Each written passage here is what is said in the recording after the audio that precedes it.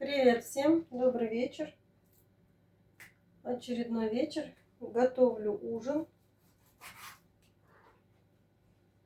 Обычные хлопоты на кухне.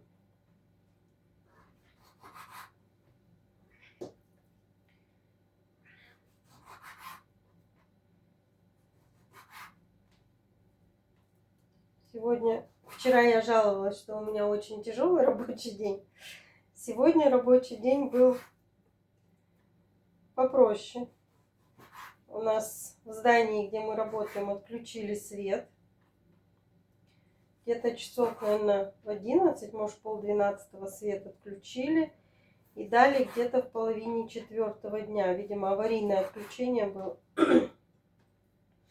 Вот. И мы с напарницей ушли домой. Прогулялись пешочком, прошлись. Вот. Отдохнули. А как свет дали, мы сразу приступили к работе. Быстренько сделали, выполнили все, что нам нужно было. О, забыла, кстати, компьютер отключить. Но я дорабатывала уже из дома. Там звонок поступил, но отвечать уже мне нельзя, потому что рабочий день закончен. Так, я решила приготовить, не знаю, наверное, картошку с мясом, скорее всего. Что-то не хочу готовить плов. Вот, приготовлю жаркое.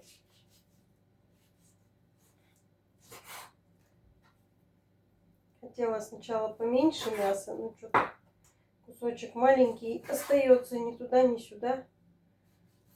Лучше срежу, вот, обжарю и все. Добавлю картошечки. С напарницей, когда домой шли, она собиралась ехать в Казахтелеком сдавать роутер. Позавчера мы с ней, она чаще всего работает из дома. И связь, говорит, ужасная. Интернет вообще отвратительный. Не помню, на чем остановилась. Короче, мы с ней позавчера решили решить эту проблему. Короче, стали искать интернет-провайдера, который в частном секторе будет тянуть даст достаточную скорость, чтобы тянул нашу программу рабочую. Вот, потому что надо работать без перебоя. Ну, пока что решили на Теле2 перейти. Она решила пока что попробовать Теле2 связь, потому что у нас в частном секторе не весь интернет поддерживается. Вот. Но обнаружилась такая проблема. Оказывается, Казахтелеком у нее на контракте. Контракт был заключен на 3 года. В течение этих 3 лет она не имеет права отказаться от интернета, иначе будет там, оказывается, платить большой штраф. Раньше, 2 года назад, когда у меня тоже был Казахтелеком, я решила тоже от него отказаться. Вот. Но у меня совпало, что как раз контракт был тогда заключен на год. У них сроки были год. И можно было через год, в общем, от него отказаться без штрафных санкций. Но я что-то там не дождалась конца окончания контракта. Я, там оставалось несколько месяцев. И я, в общем, снимаю этот роутер с Психу, потому что платишь достаточную сумму, а пользоваться интернетом вообще никак не можешь. Я без предупреждения просто беру, снимаю роутер, везу его в Казахтелеком сдавать. И тут выясняется, что у меня, оказывается, контракт еще не истек, а по условиям контракта преждевременная сдача оборудования влечет за собой штрафы. Тогда на тот момент 11 тысяч был штраф. На тот момент был 11 тысяч штраф. Я тоже какими-то способами его... я, наверное, вот сейчас, если честно, не помню. Я подключила себе другой интернет. вот, которым сейчас пользуюсь, Билайн. А тот мне сказали, что сдавать нельзя, ну пусть, говорит, вам придется еще 2 месяца платить за него. Я платила 2 месяца еще, получается, за 2 интернета я платила, за Билайн и Казахтелеком, только для того, чтобы не платить вот этот штраф гребаный. Вот. И вот у моей коллеги такая же ситуация. Но ей еще, оказывается, этот контракт еще год, до следующего года, до мая месяца. Ну, мы туда звоним, в Казахтелеком. Выясняется, что вот еще столько. Она первый раз позвонила, ну, она такая спокойная, она расстроилась, конечно. Трубку положила, я говорю, что случилось, Женя, расскажи. Она мне говорит, ну, вот рассказывает эту ситуацию. Я говорю, давай позвоним. Ну и в общем, а я неугомонная. Звоним мы туда, подготовились, какие вопросы зададим, все. Позвонили мы туда. И, короче, они ей там начали говорить. Я слышу, что они прям буром на нее. Вы, говорит, не можете отказаться. Я ей подсказываю. Я говорю, спроси, сколько штраф за то, что ты досрочно откажешься. Они ей говорят, ну, сейчас посчитаем, говорит, за год. Там какие-то цифры начинает высчитывать. И высчитывает, что за год, ну, тот, который она не допользовалась этим их интернетом, она должна заплатить штраф в районе 33 тысяч. Я говорю, девушка, я блогер. Я говорю, весь сейчас ваш диалог, который вы сейчас тут демонстрировали, я говорю, я это все записала на видео. Завтра, говорю, это будет в Ютубе. Весь мир, говорю, это увидит и услышит, как вы разводите клиентов.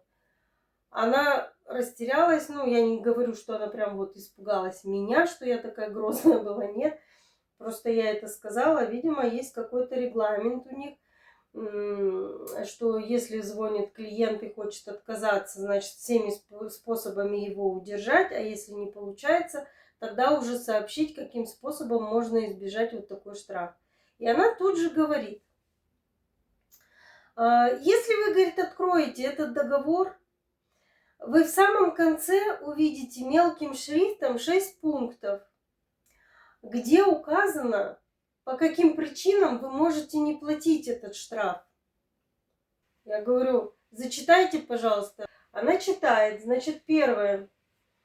Там в случае переезда, если абонент переезжает с одного места на другое, с квартиры или в дом, и там, где новое место жительства, якобы по причине Казахтелекома не могут они подключить интернет, то есть там не проведена линия.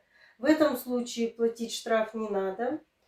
Потом другая причина, если абонент покидает страну, и есть подтвержденные документы, тоже за это платить не надо, снимается, в общем, оплата. Но самое главное это то, что вот если в течение какого-то времени абонент несколько раз обращается в Казахтелеком, заявку официальную дает, что вот очень низкая скорость, а заявлено 8 или 12, ну, короче, от 8 до 12 мегабит в секунду. Если эта скорость не дотягивает, вот клиент жалуется, и пришел мастер и зарегистрировал, что скорость гораздо ниже заявленной, и в бумажке написал, то тоже в этом случае она может обратиться в Казахтелеком, и с нее снимут вот этот вот штраф. Я говорю, у тебя есть обращение? Она говорит, я каждую неделю, говорит, обращаюсь. Заявлено, говорит, 8-12 мегабит в секунду, она живет в частном секторе. А у нее показывает 4-5 мегабит в секунду. Она говорит, ну вот у меня вот такая скорость. И это менеджер Казахтелекома тут же говорит, ну вот, видите, у вас есть веский аргумент, который вот поможет вам избежать вот этого вот штрафа. На следующий день у нее, вот вчера был выходной у коллеги, она взяла, вызвала мастера, он пришел, зафиксировал 4 мегабит в секунду, прям зафиксировал, не знаю как, там прибор или свой ноутбук. И она сегодня собиралась поехать, но не поехала. Домой, говорит, пришла, сегодня свет отключили, домой пришла, забыла, говорит, что надо ехать, отказаться от него. И завалилась дрыхнуть и проспала. Вот. Просто я до сих пор вот не могу успокоиться по поводу вот этой услуги, да, интернет дома. Я хочу сказать, что у нас не только в Казахтелекоме, у нас не только в Казахтелекоме, у нас у всех провайдеров вот такая связь фиговая. Я от Казахтелекома отказалась, потому что ну, невозможно. Если хочешь работать дома, это дохлый номер. Вот. Я подключила себе Билайн. Вот сразу от Казахтелекома отказалась и подключила себе Билайн. Вот. Скоро будет 2 года, как я им пользуюсь, но первый месяц, когда я подключила Билайн, скорость была нормальная. Тогда я подключила, акционное было подключение, и стоило 8 тысяч, кажется. 300 мегабит в секунду они дают, и 3 сим-карты сюда входят. Ну, для меня казалось, что это очень выгодно.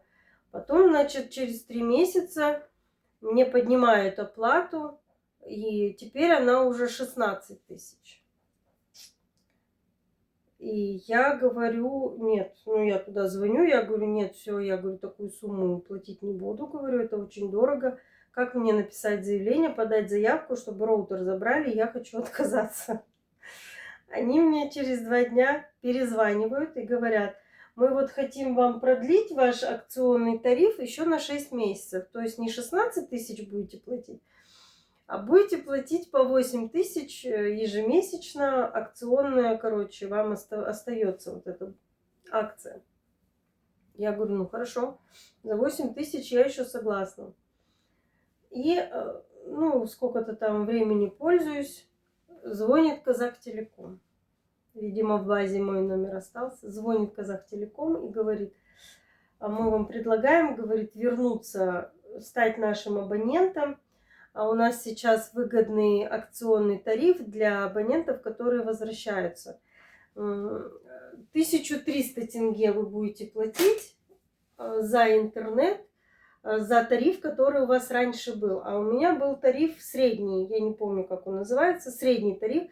Был совсем недорогой, 4,5, а я платила уже то ли 9, то ли 10. Вот, я согласилась. Они мне сказали 1500.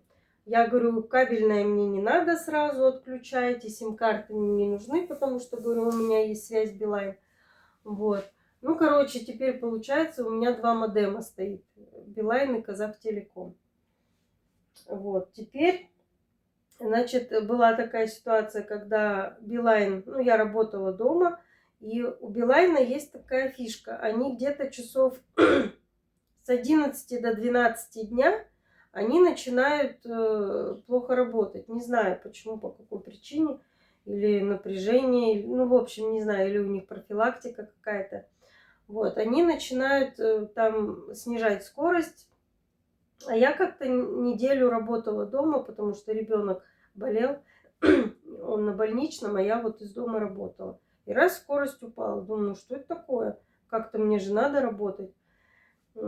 Я переключаюсь на Казахтелеком, а Казахтелеком вообще никакой. При том, что никакие больше к нему не подключены гаджеты, ничего больше. Вот он просто в холостую стоит за 1500, за 1300 тенге в месяц. Вот, тут я решила на него переключиться. Ну, вообще еще слабее, чем Билайн. Кое-как я выждала этот момент. Потом звоню в Казахтелеком опять вечером. Я говорю, мне вообще для чего его подключили? Даже 1500. Вы сказали, что это вот такой-то тариф. Я сейчас не помню, как он называется. Берекет, что ли? Вот. Я говорю, там приличная скорость. Говорю, вот сейчас я решила, говорю, уже сколько месяцев он стоит, модем. Говорю, я им не пользовалась. Просто он стоит у меня как на всякий вонючий случай. Ну, короче. Я говорю, скорости никакой, давайте я откажусь. Ну, вы же на контракте, у вас, говорит, год контракт.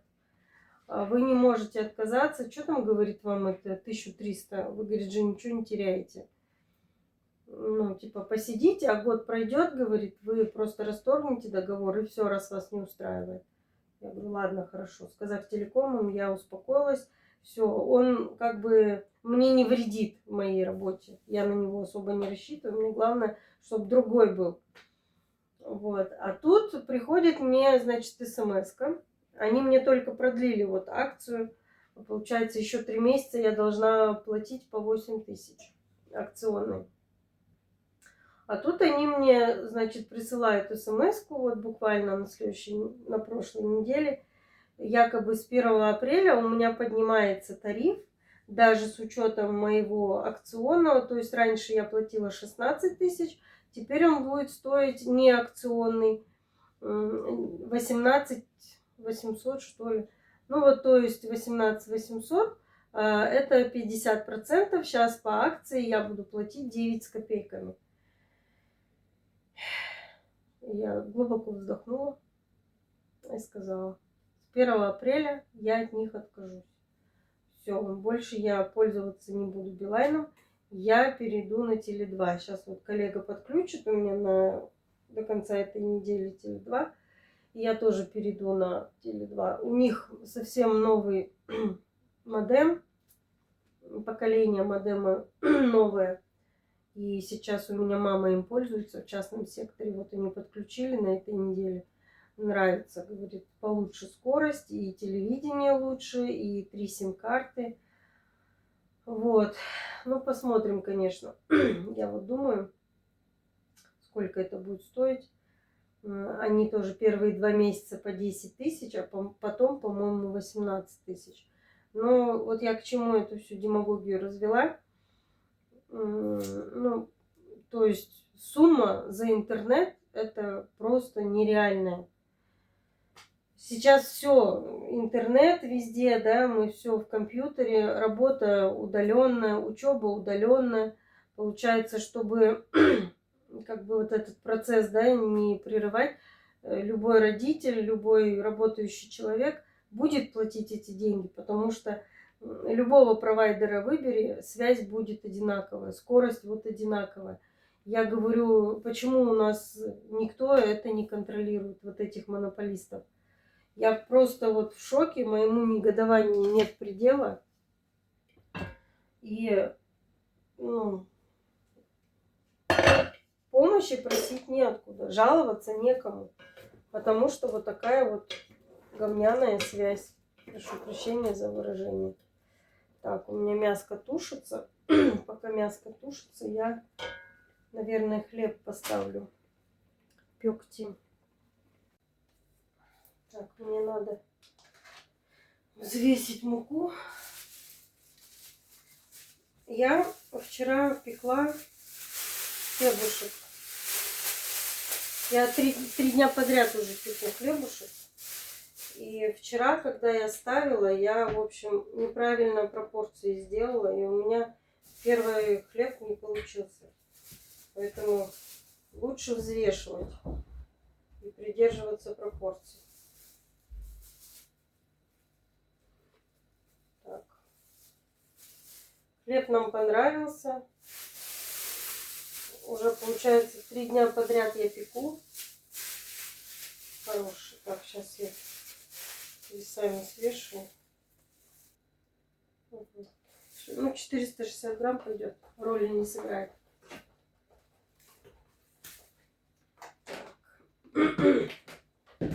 В последнее время прям садится голос. Так, мука, водичка. Так, ну тут 250 миллилитров воды.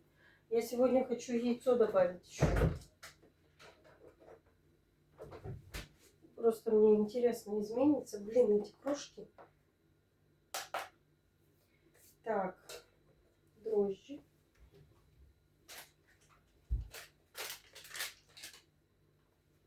А потом как-нибудь на неделе я попробую этот сладкий какой-нибудь кекс. Сделать кекс. Так, маслица.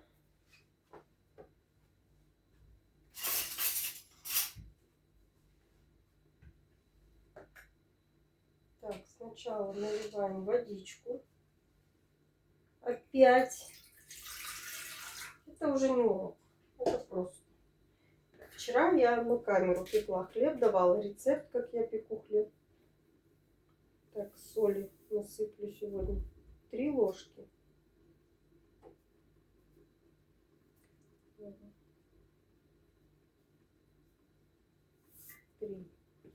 Три. Теперь 2 ложечки сахара. 2 столовые ложки масла. Засыпаем муку. Яичко. Сразу добавлю. Первый раз я добавляю яйцо.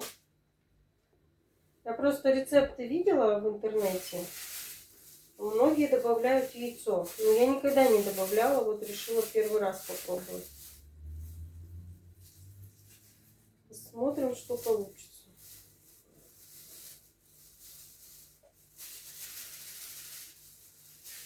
Я надеюсь, что получится. Так, сказали сделать углубление.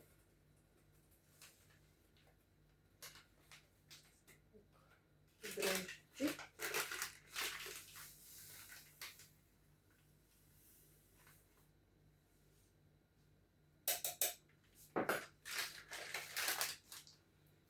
Так, все.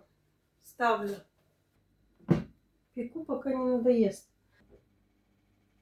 Всё. Поехали. Подняла наболевшую тему. Наверное, это не только у меня наболевшая тема. Я думаю, что много у кого с интернетом проблемы. И я не думаю, что это только в Казахстане. Я думаю, что это везде, по всему миру. Фу, что-то жарко стало. Вот, думаю, что это по всему миру. Не знаю, что там происходит с этими спутниками, но интернет очень плохой. Сегодня у нас с мужем годовщина нашей свадьбы. Официально мы с ним расписаны 5 лет. А неофициально сегодня, нет, не сегодня, неофициально мы с ним 13 лет уже вместе. Вот. Он, конечно же, в дороге, как обычно. Вчера он выехал с Китая, пересек границу. Едет теперь через Казахстан на Европу. Вот. Уже, конечно, хочется, чтобы он другую работу подыскал. Не знаю, как. Пока что он хочет еще поработать. Пока, говорит, есть силы, пока есть желание. Вот, хочет поработать. Работать очень тяжело. Потому что такая политическая ситуация. И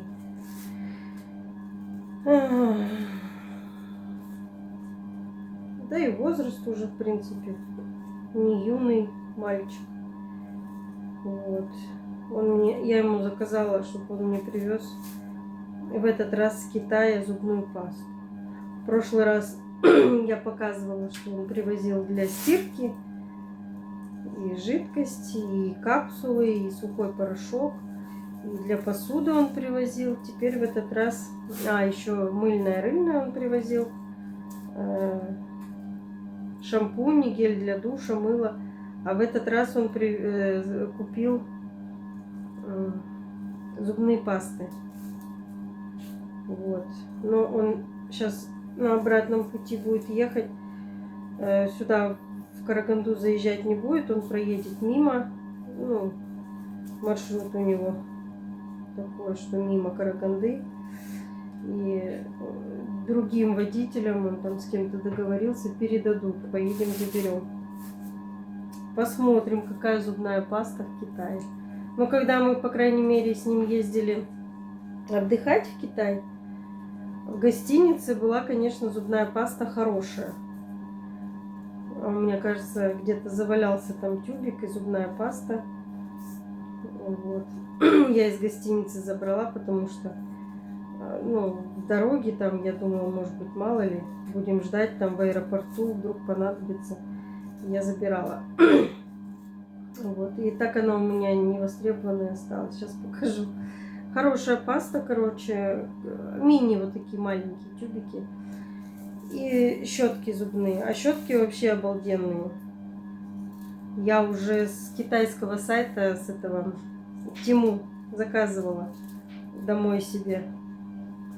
Ну, хорошие. Они такие, щетинки хорошие, мягкие.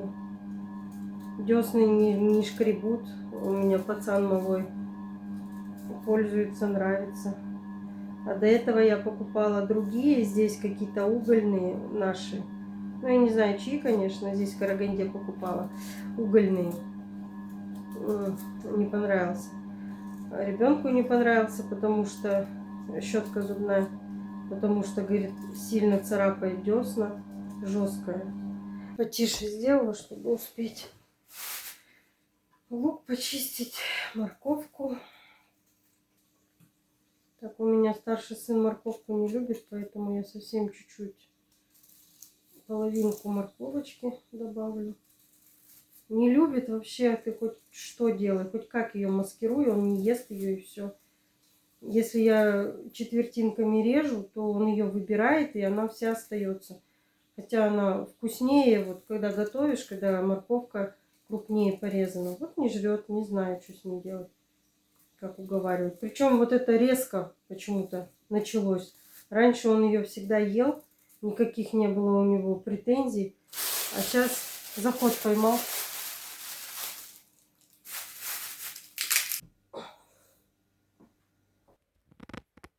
Ну вот я достала. Это то, что я с гостиницы умыкнула, когда мы отдыхали в Китае. Вот такая зубная паста была, там такой маленький тюбичек. Каждое утро нам, каждый день, вернее, заменяли, приносили. Вот. Хорошая паста, прям такая. Расческа была обязательно. Мыло. Это вот такое мыло. Распечатывать не буду, вдруг пригодится когда-нибудь, куда-нибудь в дорогу. Вот такое вот приносили. Видимо, это шампунь. И вот еще какой-то шампунь. Видимо, может, мужской и женский, не знаю. Это шапочка для душа. Открывать не буду, она обычная шапочка. И покажу сейчас зубную щетку. И вот такая вот зубная щеточка.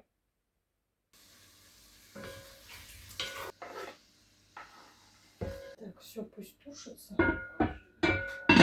Займусь картошечкой.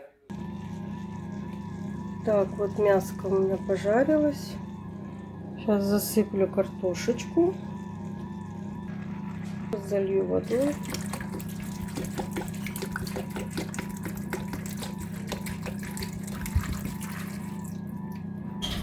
Так, много воды не буду лить. Хватит вот столько водички. Вот столько водички хватит. Так, сейчас присыплю солью, насыплю приправки. Соль, перец.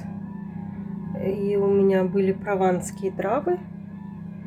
Ну, я не знаю, может быть, они сюда не подходят, но я все равно насыпала. Так, закрываем крышечкой. Все, как только картошка будет готова, добавлю туда чесночок душистый, зелень. И все. Хорошего вам вечера. Ужинайте с семьей, ужинайте вкусно. Встретимся в следующем видео. Хлебопечка у меня месит. Вот ты бедненькая. Как она маслает, как она работает. Молодец. Так. Это она первый раз тесто подошло. Она его сейчас перемешивает. Потом опять оно будет стоять, пока поднимется, а потом уже будет выпекаться.